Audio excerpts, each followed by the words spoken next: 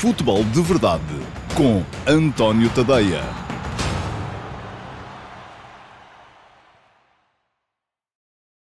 Olá pessoal, muito boa tarde. Sejam muito bem-vindos à edição número 138 do Futebol de Verdade para a temporada de 2023-2024. Hoje é terça-feira, dia 5 de março de 2024 e hoje não há edições do Futebol de Verdade Flash para repor. Razão pela qual vamos ter Q&A. Sim, senhores, hoje duas perguntas vossas vão passar aqui pelo programa. Uma delas foi deixada na caixa de comentários de uma das últimas edições do Futebol de Verdade aqui mesmo no meu canal de YouTube. E a outra vem do meu servidor de Discord, da Chatroom Perguntas do Discord. E já sabem que ao meu servidor de Discord acedem, desde que o queiram, como é evidente, todos os subscritores premium do meu Substack, em tadeia.substack.com. Vai ser mais daqui a bocadinho duas perguntas que têm a ver com a atualidade também.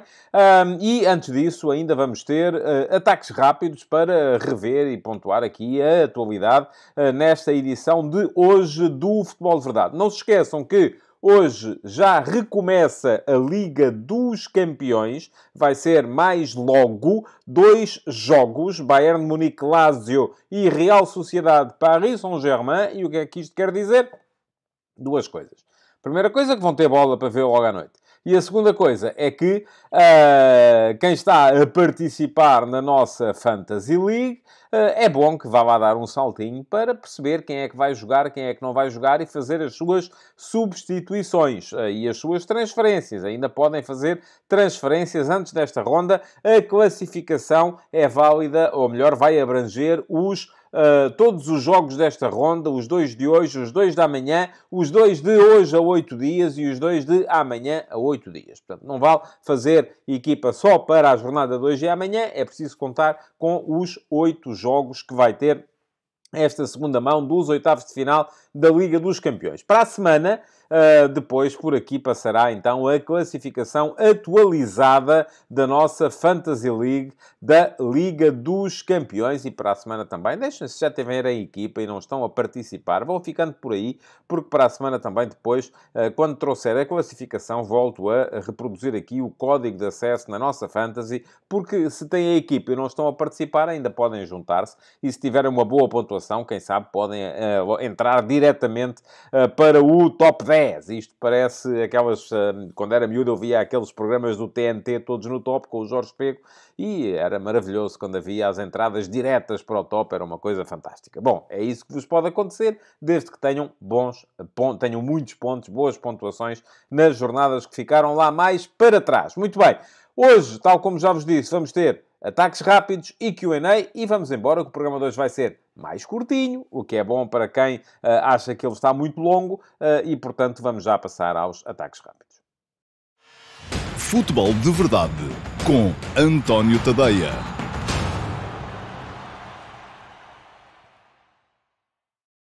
E passemos então aos ataques rápidos para hoje. Temos aqui 5 ataques rápidos, portanto não há muita coisa também. Um deles, já sabem, o primeiro tem sempre que ver com o futebol que já se jogou. O futebol que se jogou ontem. E muito bem, ontem completou-se a jornada da Liga Portuguesa, a 24ª jornada da Liga Portuguesa, o que quer dizer que faltam apenas 10 para o final da competição, e completou-se com um empate entre o Futebol Clube Famalicão e o Boa Vista, 1-1. Ambas as equipas ali, mais ou menos a meio da tabela, mas no meio daquela embrulhada gigantesca que vai desde a linha d'água até ao 8º lugar da classificação. São 5 pontos apenas, o que quer dizer que 2 derrotas seguidas podem deixar uma equipa numa posição muito complicada. Portanto, são uma série de equipas que não podem olhar para o campeonato de forma minimamente tranquila, porque ainda há muita estrada para andar lá para a frente para evitar a despromoção. Lá fora, houve Liga Espanhola, mas um jogo que não trouxe nada de extraordinário, mas houve, sobretudo, um jogo importante na Premier League, um jogo importante na Série A italiana. Na Premier League, o Arsenal foi jogar fora com o Sheffield United, que já está como há de ir, já está com a alminha encomendada ao criador e vai direitinho para o Championship no final da temporada. Ao intervalo já estava 5-0, apesar do jogo ter sido em Sheffield. No final foram 6-0, porque é natural que o Arsenal na segunda parte tenha reduzido um bocado o andamento. Atenção ao Futebol Clube do Porto, o Arsenal está outra vez com um andamento fortíssimo, a marcar muitos golos, mas atenção, é que também estava antes de vir ao Dragão, e no Dragão encostou e perdeu por 1-0. Para a semana vamos ter esse Arsenal Futebol Clube do Porto, do qual vai depender a passagem de uma destas duas equipas para os quartos de final da Liga dos Campeões. Para já, o Futebol Clube do Porto com vantagem. Ora, na classificação da Premier League, porque é disso que estamos a falar, o Arsenal voltou a colocar-se a 2 pontos apenas do Liverpool. Neste momento, Liverpool 63, Manchester City 62, Arsenal 61. Portanto, é a escadinha perfeita. Já vos tinha falado aqui disso. E atenção que no próximo domingo há Liverpool-Manchester City. Portanto, não dá para ganharem os dois. Isto vai ser ali um bocadinho baralhado a partir da jornada do próximo domingo. No final de março, depois do regresso da pausa das seleções, vamos ter ainda um Manchester City-Arsenal. Portanto, são jogos dos quais pode depender o nome do futuro campeão inglês, e o campeonato inglês é, juntamente com o português, aquele que nos campeonatos mais interessantes da Europa está mais aberto. Porquê? Porque na Alemanha já se percebeu que o Leverkusen vai ser campeão. Na Espanha o Real Madrid vai com uma vantagem também apreciável, embora não possa tirar o pé. Em Itália o Inter vai direitinho também para mais um Scudetto. Na Holanda o Feyenoord, o PSV, perdão, também não deve perder a oportunidade já de ganhar o campeonato. Em França o Paris Saint-Germain também vai largadíssimo e muito à frente de todos os outros. Portanto, para quem olha para os campeonatos principais, aqueles lá de cima, enfim, tem sempre aquela excitação que é o play-off final do campeonato belga, e tem depois o campeonato inglês e o campeonato português, para se estar à procura de emoções. Em Itália, a confirmar aquilo que estou a dizer-vos, o Inter ganhou por 2-1 ao Genoa. O Genoa tinha sido a última equipa a impedir o Inter de ganhar um jogo, só que já foi há 13 jogos. Esta foi a 12ª vitória consecutiva do Inter, contando todas as competições. O que significa que na Série A o Inter tem agora 15 pontos de avanço sobre o segundo, que é a Juventus. O jogo de ontem não foi fácil para o Inter. O Genoa tinha empatado 1-1 em Génova, no jogo da primeira volta, porque em Itália a primeira volta e a segunda volta não seguem a mesma ordem, portanto não há poderiam achar estranho como é que jogaram para a primeira volta há tão poucas jornadas e já estão a jogar outra vez. É porque, de facto, a ordem dos jogos não é idêntica na primeira e na segunda volta, o que significa que o Genoa, que já tinha levado o Inter a empatar no jogo em Génova na primeira volta, desta vez teve inclusive as primeiras situações de golo no jogo disputado em San Siro. Há um falhanço incrível do Gudmundsson, depois de uma defesa do Jan Sommer, mas depois o Inter acabou por chegar naturalmente à vantagem. Golos do Aslani e do Alexis Sanchez, 1-0, 2-0. Na segunda parte o Genoa ainda reduziu para 2-1, mas foi mais uma demonstração da forma como este Inter está tão bem trabalhado. O Inter, tal como vai acontecer, por exemplo, com a Atalanta amanhã, e amanhã quem quiser ver vai poder ver esse Sporting-Atalanta, com certeza, para a Liga Europa, é uma daquelas equipas europeias que, jogando com 3 centrais, acaba por jogar mesmo com 3 defesas, porque no momento ofensivo os centrais exteriores se transformam em defesas laterais, e isso vê-se no Inter, a forma como ainda ontem o Pavard pela direita, o Carlos Augusto pela esquerda, se convertem, são aliás antigos defesas laterais de rotina, e portanto conseguem fazer esta missão particularmente bem, transformando-se em defesas laterais, o que permite que os alas, que à partida seriam os laterais, e eu achei piada, por exemplo, no último fim de semana, a maneira como o José Mota, treinador do Farense, falou dos laterais / alas do Sporting, porque ele na flash interview disse, não são laterais, são alas. Pois é, isso mesmo, a ideia é essa mesmo, é estarem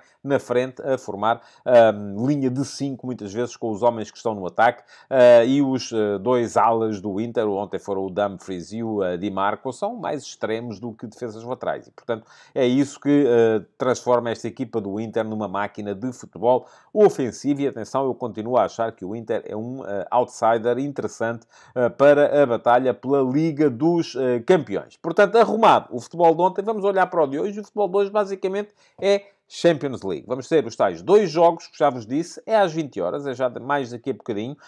Menos interessante, do meu ponto de vista, embora gosto muito da maneira como joga esta equipa da Real Sociedade, o Real Sociedade Paris Saint-Germain. Porquê? Porque o PSG já vem com 2-0 da primeira volta e, muito francamente, até tendo em conta a crise recente da equipa do Emmanuel Alguacil, não me parece que a Real Sociedade possa dar a volta ao texto. A Real só ganhou um dos seus últimos 5 jogos, saiu da taça, e estaríamos aqui até já a pensar todos numa final da Taça do Rei entre duas equipas bascas, Atlético Bilbao e Real Sociedade. A Real Sociedade acabou por ser eliminada pelo Mallorca e, portanto, está a viver um momento não tão feliz como era aquele quando jogou, por exemplo, com o Benfica e ganhou claramente os 2 jogos com o Benfica na fase de grupos desta Liga dos Campeões. Do outro lado está uma equipa do PSG que também não está bem, vem de 2 empates consecutivos e, sobretudo, está a viver ali um período de indefinição desde que o Kylian Mbappé anunciou que não vai mesmo renovar contrato e que no final da temporada vai, enfim, para outro clube. A gente acha que é o Real Madrid. Vamos a ver se é ou não é. Não é oficial ainda, de qualquer maneira. Ontem perguntaram a Luís Henrique, o treinador do PSG, se Mbappé vai jogar. E ele disse, bom, vamos a ver. A verdade é que não se sabe. Talvez jogue, talvez não jogue. A verdade é que nos últimos 2 jogos o Mbappé foi substituído e foram 2 empates do PSG. Num deles ao minuto 65 e no outro logo ao intervalo, pelo Kolo Muani. Portanto, estamos a falar de um PSG que também vem de 2 empates, não está a viver um bom momento. Quererá, se calhar, Luís Henrique provar que é possível jogar e ganhar sem Mbappé, mas não tem sido tão fácil assim para a equipa do PSG. O outro jogo é o Bayern-Lazio, também 2 equipas em crise. Mas, guess what? Uma delas vai seguir para os quartos de final. Não há nenhuma dúvida a esse respeito. O Bayern só ganhou um dos últimos 5 jogos. Foi à altura escolhida este mês de fevereiro, final de fevereiro, início de março, foi a altura escolhida pelo Bayern de Thomas Tuchel para abdicar na luta pela Bundesliga. Já são 10 pontos de atraso para o Leverkusen e vem com 7 jogos seguidos sempre a sofrer golos esta equipa do Bayern. Enfim, começa a haver cada vez mais burburinho à volta da equipa, à volta de Tuchel, que já se sabe que no final da época não vai ficar à frente da equipa bávara e o momento não é o mais indicado para se conseguir grandes proezas. É verdade, do outro lado está uma equipa da Lazio que não está a fazer uma boa época, a equipa do Maurizio Sarri. Vem com 3 derrotas em 5 jogos, nos últimos 5 jogos. Neste período ganhou ao Bayern, 1-0, no Estádio Olímpico de Roma, e ao Torino, 2-0 fora. Mas também, geralmente, sofre golos e, portanto, não vai ser fácil, certamente, a resistência da Lazio no Estádio Olímpico de Munique, na Allianz. Aliás, no Olímpico de Munique, não, que parvoíce, na Allianz Arena. O Olímpico de Munique já não é utilizado para os jogos do Bayern há alguns anos. Eu é que me fugiu aqui um bocadinho a coisa para a nostalgia. Bom, o Estádio Olímpico de Munique, se bem se lembram, foi aquele onde se jogou, por exemplo, a final do Campeonato do Mundo de 74, que quem me segue com mais atenção sabe que é o meu mundial favorito de todos os tempos. Era aquele estádio que tinha uma estrutura lindíssima, uma coisa muito bonita de ver, e vale a pena, quem não viu ainda jogos desse Campeonato do Mundo, dar um salto e ver, mas isto não tem nada a ver com aquilo que eu estava a dizer. Estou a deixar-me levar pelo facto do programa hoje ser mais curto e, portanto, não há assim tanta pressão com o tempo. Muito bem. Vamos ficar a saber, ao final do dia de hoje, conhecer os 2 primeiros apurados para os quartos de final da Liga dos Campeões. Eu, se tivesse que deixar aqui um palpite, diria Paris Saint-Germain e Bayern de Munique. Mas vamos a ver, o Bayern não tem a tarefa fácil, porque vai precisar de ganhar por 2 golos à Lazio em casa e este não está a ser um bom período para o Bayern. Ora, muito bem, amanhã vão começar a entrar já em campo as equipas portuguesas nesta ronda da Liga Europa. Porquê? Porque jogando Sporting e Benfica em casa na primeira mão não podem jogar no mesmo dia e à partida nem deveriam poder jogar em dias sucessivos por questões questões de segurança, porque se hoje já temos adeptos do Sporting, já temos adeptos da Atalanta, porque o jogo é amanhã, amanhã vamos ter com certeza adeptos do Sporting, adeptos da Atalanta, adeptos do Benfica e adeptos do Rangers, todos em Lisboa. Vai ser, dá para jogar à sueca, ou ao King, conforme quiserem, porque já há 4 parceiros. Vamos a ver se não há problemas, esperemos bem que não. Portanto, o jogo do Sporting foi antecipado para quarta-feira. As regras da UEFA diriam até que tinha que ser terça, mas se fosse na terça, o Sporting não poderia ter jogado com o Farense no fim de semana, porque não se respeitariam as necessárias 72 horas entre o Sporting e o Benfica da Taça, na quinta-feira. Ora bem, é andar 3 dias para a frente, sexta, sábado, domingo. Não dava para jogar com o Farense antes do domingo e depois metem-se mais 3 dias para a frente, segunda, terça, quarta. O Sporting só podia jogar mesmo amanhã, não dava para jogar hoje. Portanto, se tivesse que jogar hoje para a Liga Europa, não teria podido haver jogo da Liga no fim de semana, o que queria dizer que o Sporting ia ficar com 2 jogos em atraso já, o que era complicado de gerir para aquilo que a Liga tem para nos dar daqui até ao fim. Ora, muito bem, em relação ao jogo de amanhã, e como amanhã, volto a lembrar-vos, não há futebol de verdade, porque o jogo começa a 5:15, e, portanto, não faz nenhum sentido, eu às 6, estar a fazer futebol de verdade, enquanto está a decorrer o Sporting-Atalanta. Vai ser um jogo muito complicado do Sporting, contra uma equipa que não está também num bom momento, mas eu já tinha dito aqui, quando foi o sorteio, a Atalanta ia ter 3 jogos altamente exigentes entre o momento do sorteio e o momento da primeira partida com o Sporting, porque ia defrontar adversários poderosíssimos, e aquilo que acontece é que a Atalanta, no entanto, é uma equipa que tem uma identidade claramente demarcada. Marcações individuais a todo o campo, é esse o futebol do Giampiero Gasperini, uma equipa muito potente do ponto de vista físico, que esta época deu o maior chocolate que eu vi alguma equipa dar ao Sporting, na primeira parte do jogo de Alvalade. Chegou ao intervalo a ganhar por 2-0. Aliás, foi a única equipa que esta época ganhou ao Sporting em Alvalade. O Sporting, entretanto, já se deu lá mais um empate contra o Young Boys, mas foi um empate num jogo que já não contava para rigorosamente nada, porque o Sporting tinha ganho por 3-1 fora de casa.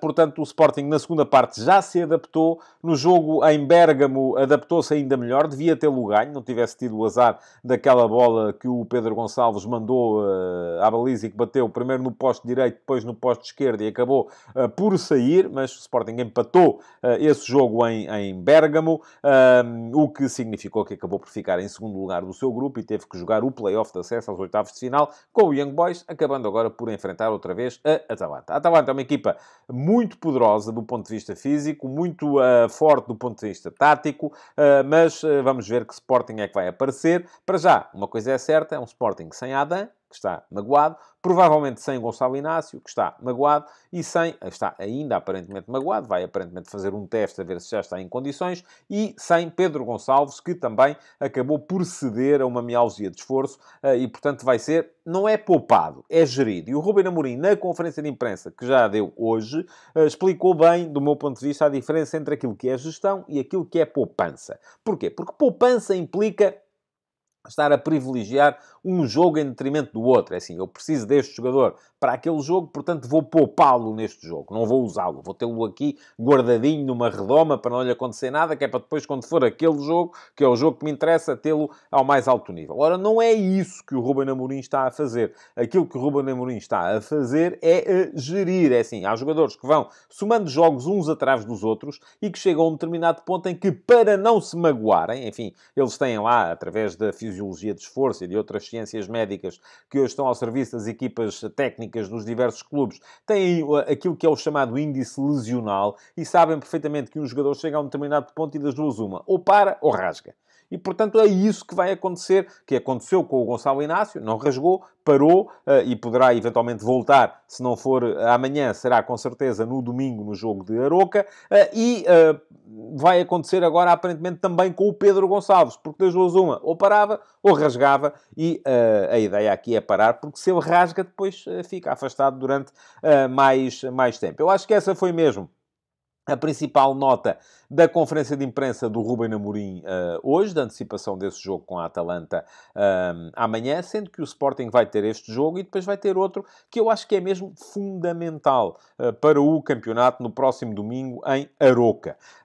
O Aroca é uma belíssima equipa, é uma equipa que já ganhou ali, por exemplo, ao Futebol Clube do Porto, e que está com um futebol ofensivo de elevadíssimo nível. Vamos ter com certeza tempo daqui até ao final da semana de falar nesse confronto, Aroca-Sporting, mas parece-me que este é o jogo do qual dependerá, em grande parte, o futuro do Sporting neste campeonato. Porque depois vem a segunda mão com a Atalanta, na quinta-feira seguinte, vem o jogo com o Boa Vista no domingo, mas é em casa, e depois vem a pausa para as seleções, e das duas uma. Se o Sporting superar a Atalanta, vai voltar a ter Liga Europa, mas já com um espaçamento maior.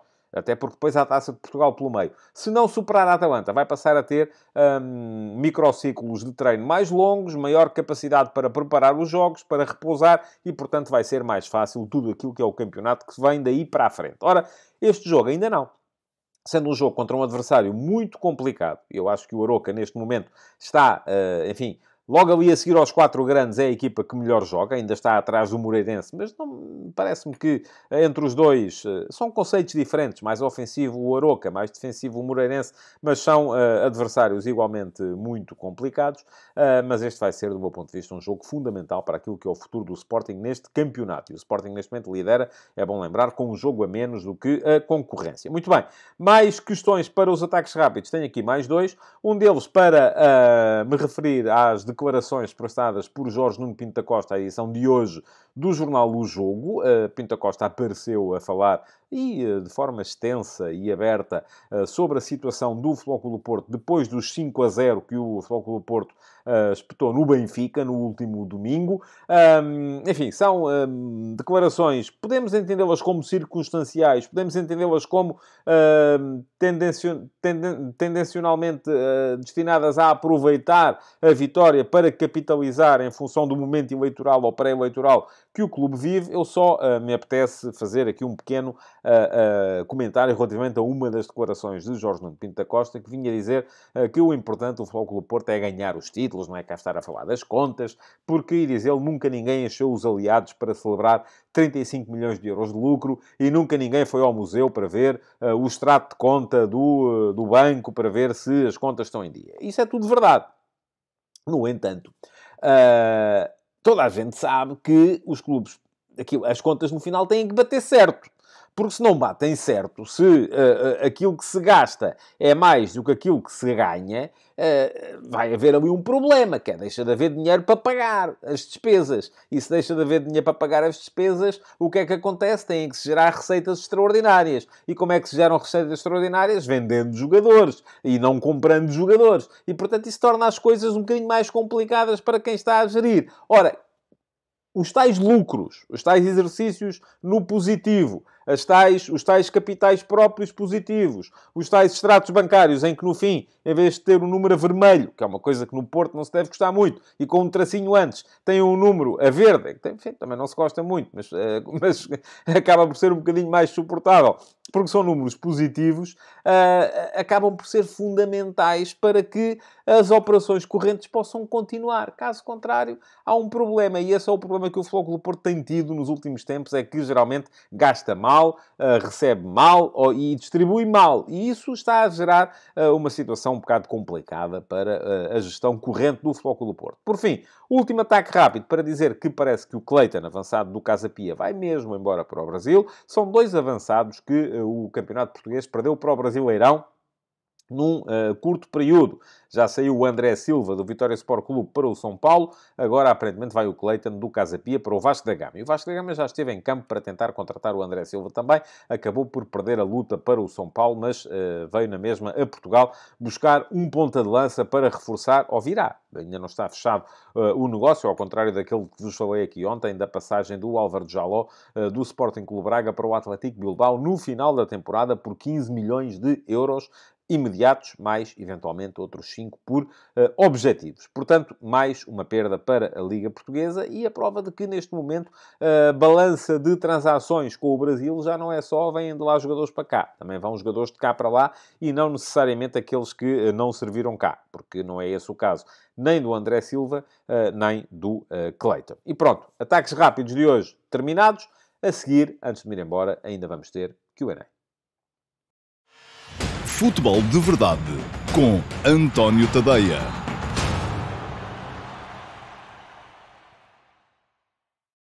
E vamos então às vossas perguntas e à edição de hoje do Q&A. Será a única desta semana. Porquê? Porque geralmente há sempre edições do Futebol de Verdade Flash para repor e, portanto, para o futebol não ficar muito longo, acabo por deixar cair o Q&A. Mas não se esqueçam de uma coisa.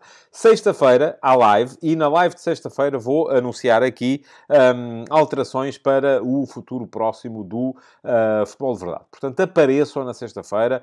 Volto a dizê-lo, já o disse ontem, se é a altura para debatermos aquilo que pode vir a ser o futuro do Futebol de Verdade, 18 horas, aqui mesmo no meu canal de YouTube. Apareçam cá para podermos falar sobre o tema, porque isto é como nos casamentos. Ou falam agora ou se calam para sempre. Portanto, vai ter que ser mesmo assim, porque as minhas decisões estão mais ou menos encaminhadas, mas a vossa opinião, naturalmente, é importante também, desde que, obviamente, não prejudique aquilo que são, que é o meu trabalho, porque isso está à frente de... Vocês até podem crer que eu faço futebol de verdade em permanência 24 horas por dia, mas eu não posso. Bom, enfim, ninguém quer isso, com certeza. Muito bem, vamos lá. E a dizer-vos que hoje há Q&A. Não vai haver mais Q&A esta semana, mas podem na mesma deixar perguntas na caixa de comentários aqui do canal de YouTube, do programa de hoje no canal de YouTube. Porquê? Porque eu depois da próxima edição do Q&A vou recuperar todas as perguntas que lá foram deixadas desde a última edição do Q&A. Portanto, começa a contar hoje. As perguntas que deixarem hoje vão ser submetidas a concurso, tal como as que deixarem amanhã. Amanhã não, que amanhã não há futebol de verdade. Mas, enfim, há edições do Flash. Amanhã haverá Flash do Sporting Atalanta. Portanto, também podem deixar perguntas na caixa de comentários do Flash do Sporting Atalanta. Tal como podem depois, na quinta-feira, deixar no Flash do Benfica Rangers e no Flash do Futebol de Verdade. E podem, na sexta-feira, deixar na edição, na live do Futebol de Verdade desse dia ou na emissão gravada do Futebol de Verdade desse dia. Portanto, podem sempre deixar perguntas e eu, no final, quando fizer a próxima edição de Q&A, vou recuperar todas as que ficaram para trás e escolho uma para apresentar aqui. Para terem a certeza que não falham, aquilo que podem fazer é inscreverem-se no canal. Não pagam nada, a não ser que queiram ser membros premium do clube do canal. Isso tem também as suas vantagens, estão lá descritas. Mas para se inscreverem no canal, aquilo que podem fazer é seguir este link e clicar em cima do botão que diz inscreve-te aqui. É gratuito, não se paga. Se clicarem depois também em cima do sino para ativarem as notificações, garantem que serão avisados pelo YouTube sempre que houver novos conteúdos por aqui no meu canal de YouTube. Portanto, deem lá um salto, passem a integrar esta comunidade de quem gosta de falar de futebol de verdade. Muito bem. Vamos então à primeira pergunta para hoje. Ela já está aí à vossa frente. É a pergunta que foi deixada aqui mesmo no canal de YouTube, numa das últimas edições do programa. Foi deixada pelo António Brandão. Muito obrigado, António, pela sua pergunta. E o António deixou a seguinte questão. Deixo aqui uma questão para amanhã. Mesmo quando ganha aos rivais, e Schmidt nem tinha um registro negativo até esta semana, parece que o Benfica nunca domina completamente o adversário. Tirando a segunda parte da Supertaça frente ao Futebol Clube do Porto, conta com momentos individuais, sorte, complacência ou incompetência do adversário para ganhar ou empatar. A mim parece-me que isto talvez resulte de nunca agarrar o meio-campo. Dada a falta de opções para a lateral, não poderia o Benfica optar por um 3-4-3 de forma a ter um meio-campo mais robusto? Bem sei que a meio da época é quase impossível fazer a mudança, mas visto que Jurasek e Bernat cedo se viram fora das opções, não poderia Schmidt ter optado por este esquema? Hipoteticamente, como é que o Benfica poderia alinhar nessa formação? Muito obrigado, António, pela sua questão. Deixa-me só dizer-lhe que o Schmidt, a meio da época, chegou a fazer alguns jogos em 3-4-3.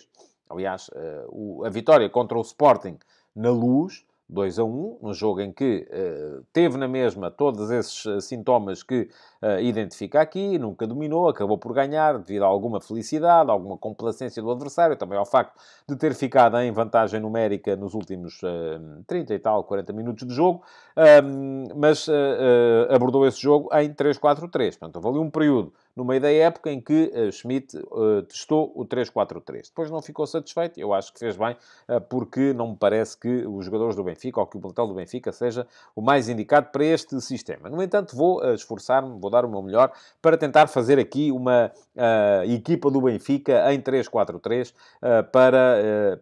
para o satisfazer. Mas a questão aqui, e indo diretamente ao seu argumentário, é que o Benfica se nunca domina verdadeiramente os adversários, isso não tem que ver com o sistema de tático que a equipa utiliza.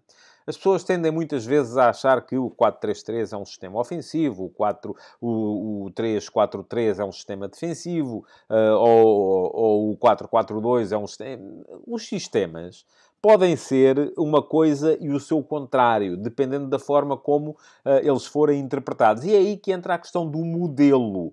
O fundamental para definir aquilo que é uma equipa não é tanto o seu sistema de jogo, mas é muito mais o seu modelo de jogo. E muitas vezes também vemos as pessoas a dizerem, bom, este modelo de 3-4-3... Não, aí as pessoas estão a enganá-lo. Porquê? Porque uma coisa é o sistema é, enfim, e hoje em dia até já temos muitas equipas a utilizar multiestruturas. É o caso, por exemplo, da seleção portuguesa.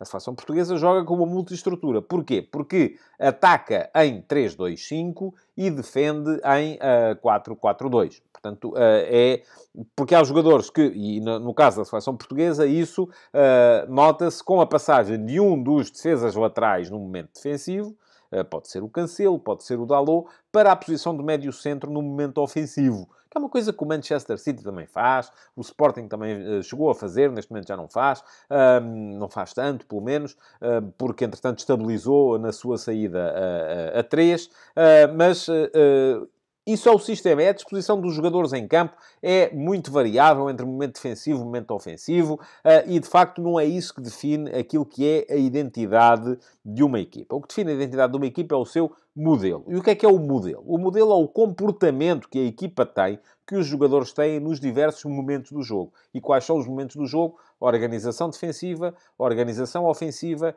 transição defensiva, transição ofensiva e, enfim, bolas paradas. É o chamado quinto momento do jogo, que não conta aqui para a definição do modelo. E como é que as equipas podem variar ou fazer variar a sua identidade de acordo com aquilo que é o seu modelo? Muito bem, vamos imaginar. Uma equipa que em organização defensiva pausa o jogo, mete muita gente na frente, tenta combinações de pé para pé, trocas de bola rápidas, depois quando entra no último terço, mas entra claramente em organização defensiva. Uma equipa que em transição ofensiva opta por, lá está, fazer a tal pausa, esperar que o adversário se posicione para depois o poder atacar também de forma perfeitamente organizada, é diferente de uma equipa que faz mais gala da utilização dos momentos de transição. E o que é uma equipa que faz mais gala da utilização dos momentos de transição? É uma equipa que no momento em que recupera a bola, imediatamente dispara e procura transformar esse momento de transição em momento de ataque rápido ou de contra-ataque. É uma equipa que no momento em que perde a bola, lá está o momento de transição defensiva, em que transita do momento em que está a atacar para o momento em que está a defender, é uma equipa que tenta imediatamente abafar o adversário, mas também pode fazer de outra maneira, pode imediatamente baixar e proteger a sua área. Portanto, é aí que se define aquilo que é o ADN de uma equipa. Não é tanto se joga em 4-3-3, porque um 4-3-3 pode ser um sistema super ofensivo, se tiver extremos abertos, médios ofensivos, se for para cima do adversário, se optar por alargar o campo no momento em que está com a bola e tentar as tais combinações no último terço, como pode ser uma equipa que é super defensiva, se, imaginemos, os extremos arriscarem pouco, se muitas vezes baixarem para fechar os corredores laterais, puderem até defender por fora dos defesas laterais. Esse 4-3-3 pode muitas vezes transformar-se até num 6-3-1 e, portanto, já é uma coisa completamente diferente. É aí que se define. E agora vamos olhar para o Benfica. O que é o Benfica? O Benfica é, sobretudo, e com Schmidt, aliás, a escola de Roger Schmidt é a escola do Gegenpressing, da chamada contra-transição. O nome já explica muita coisa. O sucesso do Benfica, na época passada, justificava-se muito, e eu já o disse aqui várias vezes, não tanto por uma capacidade extraordinária de meter pressão alta, que eu acho que o Benfica nunca teve essa capacidade, e por aqui distingo desde já o momento de organização do momento de transição. Só o Benfica, no momento de organização, vamos imaginar, o adversário tem um pontapé de baliza. Como é que se posiciona a equipa do Benfica? É forte nesse momento de pressão? Não é. Nunca foi. Já na época passada não era. Agora, era extraordinariamente forte no momento de transição. E aí sim fazia a chamada contra-transição. Gegenpressing, contra-pressing. Era aí que a equipa do Benfica era mais forte. E era mais forte, sobretudo, pela forma como atacava. Porque o jogo é só um. Isto não é assim, agora vamos atacar, agora para o tempo, agora vamos defender. Não, isso é no futsal ou no handball, em que há descontos de tempo e as coisas, e entra uma equipa para atacar e entra outra equipa para defender. No futebol não é assim. No futebol, os momentos encadeiam-se uns nos outros. E, portanto, o que é que acontece? O que é que acontecia na época passada com a equipa do Benfica? A equipa do Benfica, eu já faço aqui tantas vezes o sinal da cruz, que parece isto é quase um programa religioso. Mas dividamos o campo em 4 quadrantes. Portanto, temos a linha de meio campo e façamos aqui depois também uma divisão ao meio. O Benfica, geralmente, atacava com a equipa muito junta. Fazia campo grande no momento de saída de bola, mas quando entrava no meio campo ofensivo, geralmente se a bola estava, vamos imaginar, no quadrante ofensivo direito, estavam lá, nesse retângulo, o ponta de lança, os 3 apoiantes do ponta de lança, do seu 4-2-3-1. Porquê? Porque o extremo direito ou o atacante direito encostava na linha, o atacante central aproximava-se dele, o atacante esquerdo estava mais ou menos no meio do campo, estavam os 2 médios também, que se aproximavam para dar linhas de passe em apoio, e estava, pelo menos, o defesa lateral desse lado. Às vezes até podia estar o defesa central desse lado também, mas pelo menos 7 jogadores estavam naquele quadrante. Ora, o que é que isto gerava? No momento em que a equipa perdia a bola, havia 7 jogadores nas imediações. E, sendo que esses 7 jogadores eram jogadores que tinham uma capacidade defensiva grande. Era o Gonçalo Ramos, era o Orsnes, que era um dos jogadores da linha da frente. Apesar de tudo, era o João Mário, não era o Di Maria. Era o Florentino, era o Enzo Fernandes. Portanto, era uma equipa que, nesse momento em que perdia a bola, fazia muito bem a tal contra-transição. E era muito forte, sobretudo, nesses momentos de contra-transição. Em momento ofensivo, o Benfica tem tudo a ganhar, tendo um jogador como o Rafa, que acelera como poucos no espaço entre linhas, em que esse espaço seja maior. Ora, quando é que o espaço entre as linhas do adversário é maior? Se responderam, é no momento em que o adversário está a preparar-se para atacar, mas perde a bola, acertaram. Portanto, mais uma razão para o Benfica explorar, sobretudo, esses momentos de contra-transição. O adversário está a abrir, está a fazer campo grande, está a tentar aumentar o espaço para poder atacar, perde a bola e aí há espaço entre as suas linhas. Ora, quem é que aproveita bem esse espaço entre as linhas? O Rafa, certíssimo. Portanto, esse é o ADN do Benfica. É uma equipa, sobretudo, de contra-transição, de campo aberto, de espaços largos. É uma equipa que sofre mais se tiver que jogar, sobretudo em organização, tanto defensiva como ofensiva. E aí, parece-me a mim, é que está a justificação para aquilo que o António estava a dizer, que é o facto do Benfica não ser uma equipa que domine claramente os adversários. Não, o Benfica é uma equipa que tenta explorar ao máximo os momentos de transição. E por isso mesmo é uma equipa muito forte, sobretudo, ou era, este ano é menos, em momentos de contra-ataque e de ataque rápido, que se sucediam à tal transição, que é exatamente o contrário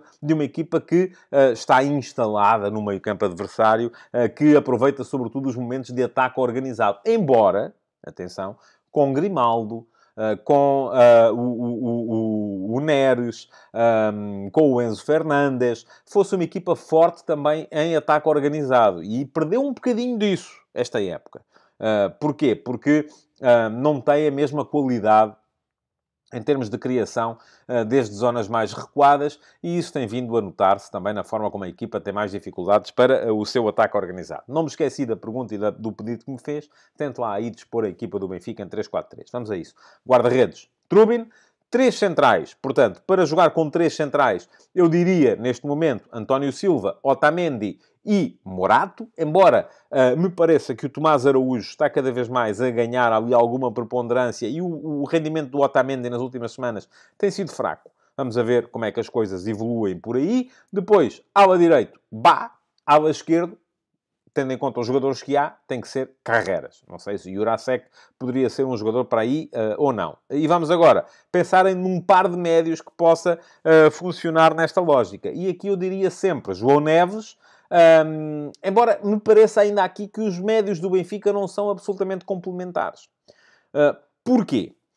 Porque eu acho que, e já disse isto aqui várias vezes, João Neves e Florentino é curto do ponto de vista ofensivo, João Neves e Coxo é curto do ponto de vista defensivo. Mas tendo em conta que o Benfica estava com 3 centrais, poderia imaginar aqui o meio-campo a jogar com João Neves e Coxo.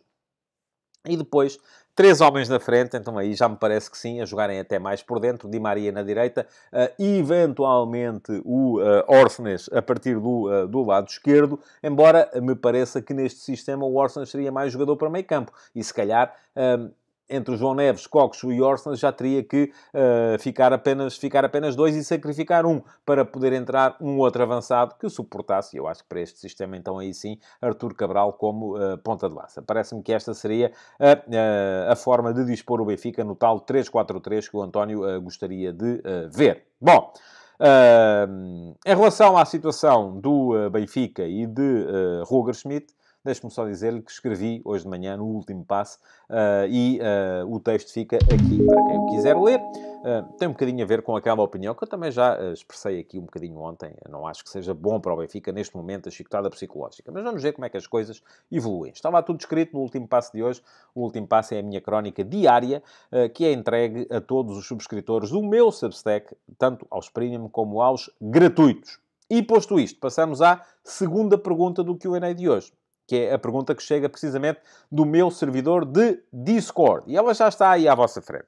Deixem-me só lembrar-vos que ao meu servidor de Discord acedem todos os subscritores premium do meu Substack que queiram fazê-lo. E vale a pena lá entrarem, porque há várias chatrooms, é uma tertúlia engraçada, onde se discute futebol, onde se discutem outras coisas e onde a malta geralmente está bem disposta. Bom, vamos lá. A pergunta veio do João Moraes. Muito obrigado, João, pela sua questão. Pergunta ao João o seguinte: olá, António. Recentemente o Ruben Amorim tem falado cada vez mais sobre o cansaço dos jogadores do Sporting, algo que se vê claramente em campo nas partes finais dos jogos. Isso não é visto nas equipas do Futebol Clube do Porto nem do Benfica, que inclusivamente pouco mexe no 11 titular. É a forma de jogar do Sporting que leva a este desgaste elevado? E qual seria a solução para este problema até ao final da época? Muito obrigado. Obrigado eu, João, pela sua questão. Deixem-me só dizer-vos que se quiserem tornar-se subscritores premium do meu Substack, isso custa-vos 5€ por mês, ou 50€ por ano, se preferirem fazer uma subscrição anual e ganham 2 meses de borla por causa desse comprometimento mais duradouro com o meu jornalismo independente dos grandes grupos de média. Têm acesso ao meu servidor de Discord, ao meu canal de Telegram, a todos os textos do arquivo do meu Substack, às publicações que eu for fazendo, que são exclusivas para subscritores premium, e elas vão saindo com alguma regularidade, e ainda às edições do Futebol de Verdade Flash, logo no dia dos jogos. Há sempre um comentário de cerca de 15 minutos a todos os jogos que contam para títulos do nosso futebol. O link fica aqui para poderem dar um salto. Aproveitem. Parece-me até, inclusive, que o Substack, neste momento, tem ali uma ferramenta nova, através da app. Tem que ser através da app. Se não têm ainda a app do Substack, é uma questão de a instalarem nos vossos telemóveis. E parece-me, fiquei a perceber isso no outro dia, estas coisas às vezes surpreendem-me, que através da app, quem quiser pode ter direito a uma borla, que é uma coisa extraordinária. Isto é, dá para escolher um texto, uma coisa que vocês queiram muito ler, mas que não possam, porque está dentro do plano Premium, e vocês não sabem muito bem, será que vale a pena subscrever o Premium, 5€ por mês? Começam a fazer as contas aos pastéis de nata e aos cafés que deixam de comer e de beber por causa desses 5€ ao final do mês, e acabam por não subscrever. Pois muito bem, já vos disse, através da app, deem lá um salto, instalem a app, vão ao meu Substack e têm acesso a um texto que podem escolher. Escolham aquilo que querem mesmo ler sem pagar e conseguem fazê-lo através da app, e depois então aí também ter uma opinião um bocadinho mais informada sobre se vale ou não vale a pena fazer a subscrição, com todas as vantagens que ela também depois vos traz. Volto a dizer, são 5€ por mês ou 50€ por ano, e a satisfação de apoiar o jornalismo independente dos grandes grupos de média, porque sem clientes não há serviço. Isso é a coisa mais segura que podem ter na vossa vida. Quer no jornalismo, quer seja naquilo que for. Se não houver clientes para táxis, deixa de haver taxistas. Se não houver clientes para jornalismo, deixa de haver jornalistas. Isto é tão simples quanto isso, e não é preciso saber mais do que somar 2 mais 2 para o compreender. Vamos à pergunta, porque o tempo também está a avançar. E a pergunta do João tinha que ver, eu vou olhar aqui outra vez para ela, com o cansaço da equipa do Sporting. Tem toda a razão, João. Tem-se visto isso nos jogos do Sporting. Eu acho até que mais do que cansaço tem sido alguma intranquilidade, alguma ansiedade, sobretudo se os jogos não estão resolvidos. E isso não pode ter que ver com utilização. Porque eu ainda ontem, creio eu, chamei a atenção para isso precisamente no texto do último passo. O jogador do Sporting com mais minutos de competição esta época é Viktor Gyökeres, tem 2.877 minutos de competição. Toda a gente diz, de competição pelo clube. Depois tem mais uns quantos pela seleção, mas aí a coisa equilibra entre os jogadores do Sporting e os das outras equipas. Vamos à equipa do Benfica. E há 8 jogadores com mais minutos de utilização do que o Gyökeres. Frederic Orsnes, 3.516. São mais 623, 33, 40, 40 39, 649 minutos. Rafa, 3.649 minutos. Atenção, pessoal, são quase 7 jogos inteiros. São mais de 7 jogos inteiros. Portanto, imagina, o Gyökeres, ponham-lhe mais 7 jogos em cima e tem o Orsnes. Portanto, se o Gyökeres estivesse cansado, o Orsnes tinha razões para estar mais cansado ainda. Rafa, 3.437 minutos. Otamendi, 3.383. António Silva, 3.233. João Neves, 3.218. Trubin, 3.150, Di Maria, 2.903 e João Mário, 2.902. Isto são números do 00. Portanto, fui ao 00 retirá-los e todos eles têm, estes 8, têm mais minutos de competição pelo Benfica esta época do que tem Gyökeres pelo Sporting esta época. Portanto, meus amigos, como é? Porque é que os jogadores do Sporting estão cansados e os do Benfica não aparentam estar tão cansados, embora estejam atrás no campeonato, portanto também não é propriamente um bom sinal. Eu acho que sim, quando me diz que, de facto, o modelo de jogo do Sporting é mais exigente do ponto de vista físico. E acho que é.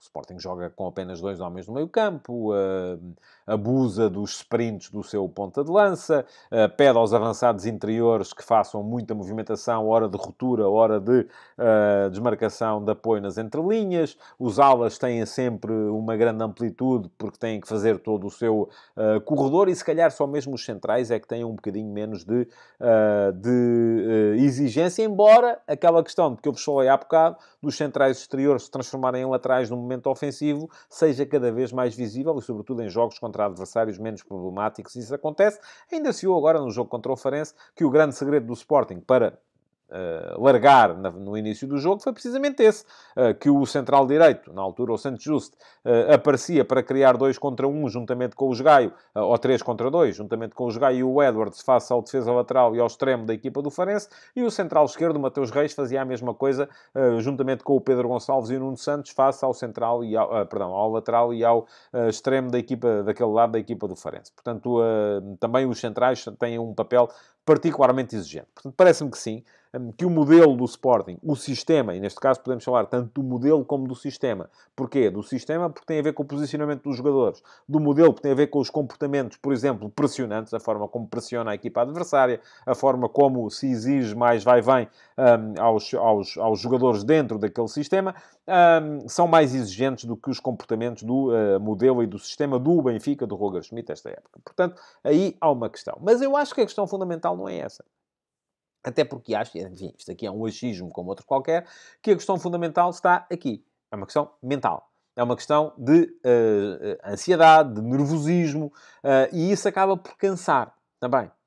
Acho que, da mesma forma, por exemplo, se recordam do jogo em Vila do Conde contra o Rio Ave, que a equipa do Sporting se deixou influenciar por aquele discurso de e tal, se estiver a chover muito, se o relvado estiver impraticável, a equipa vai passar a jogar um futebol mais longo, há um plano B desenhado para este jogo e tal, e depois estava a chover, de facto, mas o relvado estava em belíssimas condições e o Sporting acabou por não jogar o seu futebol para usar esse tal plano B, porque se deixou condicionar por esse discurso, e acho que neste momento muita gente está, dentro daquele plantel, está a deixar-se condicionar condicionar pelo discurso do que isto vai ser muito complicado, porque este ciclo é terrível, porque há muitos jogos, porque o plantel é mais curto do que os dos adversários, quando acabamos de ver que mesmo tendo um plantel mais extenso, o Benfica faz um uso muito mais intenso dos seus jogadores, ou muito mais intensivo dos seus jogadores do que faz o Sporting, que os roda mais, e há muita gente que se está a deixar condicionar por esse discurso, que é um discurso de ai, que difícil que isto está a ser, ai, que complicado que isto vai ser daqui para a frente, ainda vai ser pior, isto vai ser muito tramado, isto vai ser... E então aí aquilo começa a jogar dentro da cabeça e começa a criar ainda um excesso de dificuldades maior. Eu acho que, e por isso volto a dizer, estes dois jogos são fundamentais para aquilo que é o futuro da época do Sporting. O jogo com a Atalanta, por ser um jogo que pode implicar um ganho de confiança ou não, ou um ganho de desconfiança. E o jogo com o Aroca, por ser, antes da deslocação ao Dragão, a última deslocação complicada que o Sporting tem esta época. Porque depois já não vai jogar fora de casa com os primeiros. Já jogou em Braga, já jogou em Guimarães, já jogou na Luz, já jogou em Moreira de Cónegos. Enfim, terá o jogo ainda no Famalicão, mas pronto, este Aroca neste momento está, e estamos a falar das equipas que estão ali nos primeiros 5, 6 lugares. Já o Sporting as visitou todas, com exceção do Futebol Clube do Porto. Perdão. Peço desculpa, mas isto não está fácil aqui para o lado da garganta. Bom, está respondida a pergunta do João. Queria agradecer-vos a todos por terem estado aí. Lembrar-vos que podem deixar perguntas na caixa de comentários e que amanhã não há futebol de verdade, mas há flash. Amanhã, final do dia, os subscritores premium do meu Substack vão receber os 15 minutos de comentário ao Sporting Atalanta e o Futebol de Verdade volta na quinta-feira, às 18 horas, para mais uma edição. Até lá. Futebol de Verdade,